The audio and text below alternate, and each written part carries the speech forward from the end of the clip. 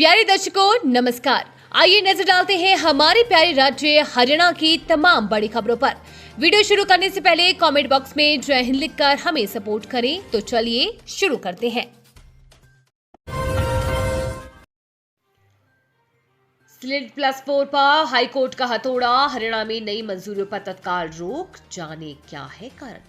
हरियाणा में रिहायशी प्लॉटों पर स्लेट +4 यानी कि S+4 मंजिल बनाने की नीति पर एक बार फिर अनिश्चितता के बादल छाए गए हैं। पंजाब और हरियाणा हाईकोर्ट द्वारा नीति के क्रियान्वयन पर अंतरिम रोक लगाने के बाद हरियाणा की टाउन एंड कंट्री प्लानिंग विभाग ने एक आधिकारिक आदेश जारी कर सभी नई मंजूरियों और ऑक्यूपेंसी सर्टिफिकेट पर तत्काल प्रभाव से रोक लगा दी है। चीफ जस्टिस शील नागो और जस्टिस संजीव बेरी की खंडपीठ ने याचिकाओं पर सुनवाई करते हुए कहा है कि ऐसा प्रतीत होता है कि सरकार ने केवल राजस्व कमाने के लिए आम जनता की सुरक्षा और बुनियादी ढांचे की क्षमता को नजरअंदाज कर दिया है। कोर्ट ने विशेष रूप से गुरुग्राम का उदाहरण देते हुए कहा है कि वहां की सड़कें, सीवरेज और पानी की व्यवस्था पहले ही भारी दबाव में है और बिना इंफ्रास्ट्रक्चर ऑडिट के अतिरिक्त मंजिलों की अनुमति देना शहर को बर्बादी की कगार पर ले जाना है। हरियाणा के चावल व्यापारियों की बड़ी टेंशन, पेमेंट अटकी और नए ऑर्डर पर लगा ब्रेक। ये है बड़ी वजह। मिडिल ईस्ट में ईरान और इजराइल के बीच छिड़ी जंग का सीधा असर अब हरियाणा के खेतों और करनाल की राइस मिलों तक पहुंच गया है। सामरिक रूप से महत्वपूर्ण हार्मोज जल मंडल रू मध्य में तनाव के कारण बासमती चावल की सप्लाई चेन पूरी तरह से चरमरा गई है। हरियाणा देश के कुल बासमती निर्यात का अकेले 40% हिस्सा संभालता है, लेकिन वर्तमान हालात ने व्यापारियों की नींद उड़ा दी है। राइस मिलर दिनेश गुप्ता के मुताबिक खाड़ी देशों को जाने वाला 70% चावल इसी रूट से गुजरता है और जो अब पूरी तरह असुरक्षित हो चुका है। शिपिंग रूट बाधित होने से जहाजों को इमरजेंसी में दूसरे बंदरगाहों पर अपना माल डंप करना पड़ रहा है। व्यापारियों का कहना है कि जो माल 28 फरवरी से पहले चला था वो भी अब तक अपनी मंजिल पर नहीं पहुंच पाया है। हरियाणा में होने वाली 10वीं 12वीं की परीक्षाओं को लेकर बड़ा बदलाव, छात्र छात्राओं को मिलेगी राहत। भिवानी स्थित हरियाणा विद्यालय शिक्षा बोर्ड ने प्रदेश के लाखों छात्र छात्राओं के लिए राहत भरी खबर साझा की है। राष्ट्रीय शिक्षा नीति के निर्देशों का पालन करते हुए बोर्ड अब कक्षा 10वीं 12वीं की परीक्षाएं साल में 2 बार आयोजित करेगा। बोर्ड अध्यक्ष पवन कुमार के अनुसार इस कदम का मुख्य उद्देश्य छात्रों के तनाव को कम करना और उन्हें अपने अंकों में सुधार करने का एक और अवसर प्रदान करना है। यह नया नियम माध्यमिक, वरिष्ठ माध्यमिक के साथ साथ गुरुकुल और विद्यापीठ के छात्रों पर भी समान रूप से लागू होगा।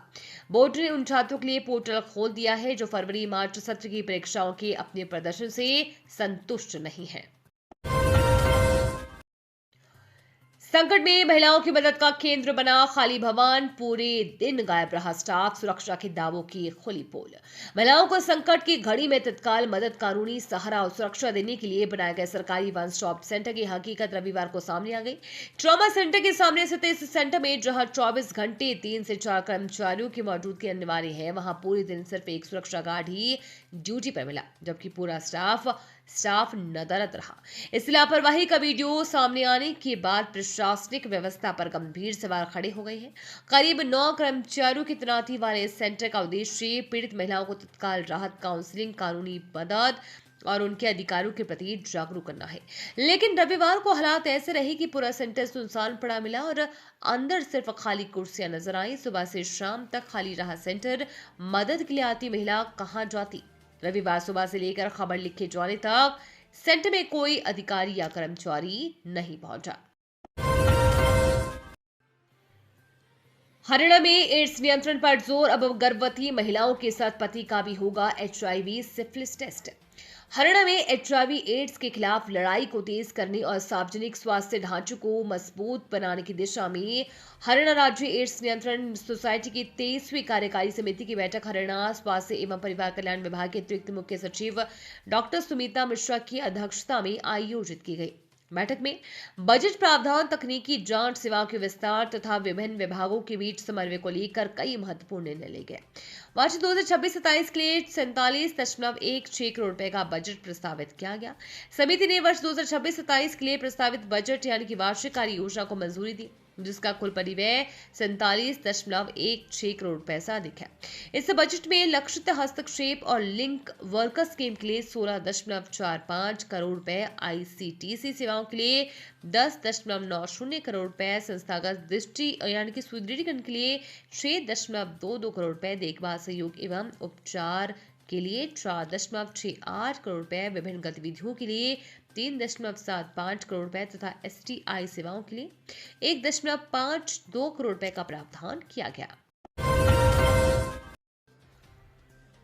हरियाणा के गांव में सफाई क्रांति, तालाबों पर लगेंगे सोलर पंप, गंदे पानी की निकासी के लिए सरकार का मास्टर प्लान।